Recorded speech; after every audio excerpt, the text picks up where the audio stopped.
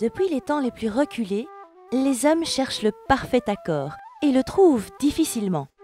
Or, il y a très longtemps, vécut un roi très sage, qui lui avait trouvé, ma foi, une bonne manière de s'accorder. Ainsi son château résonnait de plus beaux accords. Comme tous les rois, celui-ci avait besoin de se faire aider. Il avait donc des auxiliaires. De par son grand âge, il connaissait assez bien le passé. Souvent, quand on en parlait, il se contentait de participer, en laissant agir ses auxiliaires plus jeunes que lui. Il avait beaucoup vécu et était très sage. Il savait que la vie est heureuse pour ceux qui vivent selon l'être, et que par contre, les personnes qui vivent selon l'avoir ne sont jamais pleinement satisfaites, puisqu'il leur est impossible de tout avoir. Dès lors, lorsque ses auxiliaires vivaient selon l'être, le roi était enchanté et s'accordait parfaitement avec le sujet dont ils s'occupaient ensemble. Évidemment, dans sa grande sagesse, le roi était également très modeste. Ainsi, lorsqu'il s'appliquait à lui-même l'action ou l'état, c'était comme s'il se regardait dans le miroir. Ou chaque fois qu'il se faisait quelque chose à lui-même plutôt qu'à quelqu'un ou quelque chose d'autre, et qu'il rappelait de qui il s'agissait. Comme par exemple dans « Tu t'es lavé les mains ?» Alors, il aurait dû s'accorder à lui-même, mais cela, sa modestie ne lui permettait pas. Il ne s'accordait donc pas.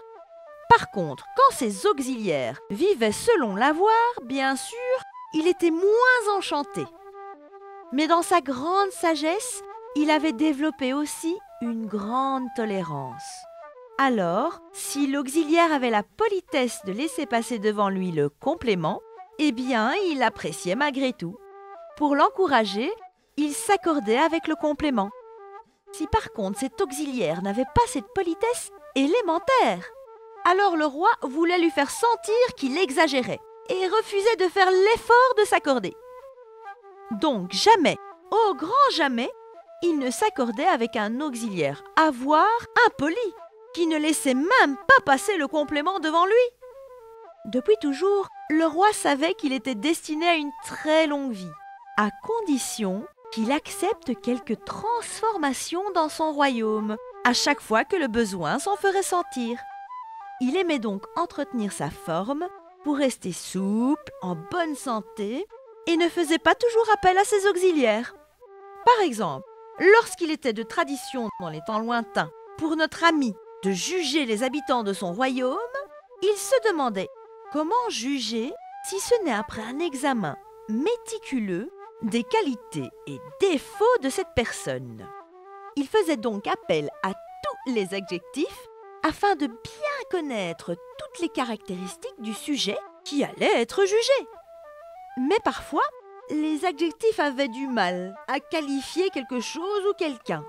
Dans ce cas, le roi devait les aider. Il donnait alors congé à celui qui l'appréciait tant, l'auxiliaire être, et se mettait à la disposition des adjectifs.